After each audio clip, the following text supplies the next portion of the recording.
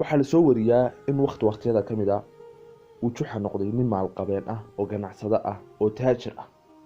sidaas darteed dadka oo dhan waxay isku dayeen inay ka dhawaadaan, la saaxiibaan, agtiisa ay ahaadaan, maadaama uu yahay intaasoo ganacsi kala wada, intaasoo dad oo shaqeynaya uu qof walba inuu xun ka helo ama xun ka faa'iido uu la saaxiibi jiray.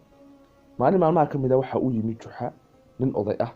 wuxuu weydiiyey Juxow, sidee baad u tirakoobi kartaa ama sidee baad maanta u odhan kartaa intaasoo saaxiib baan leeyahay?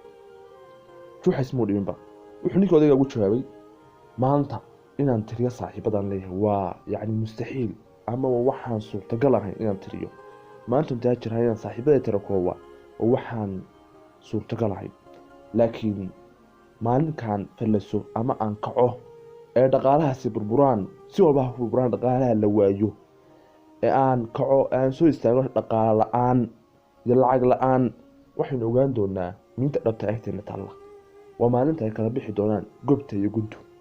waa maalinta dheemanta saafida ahi ay barbarkeena ku hadhi doonto, danaystayaashuna ay ka bixi doonaan iyo humaaguba barbarkeena.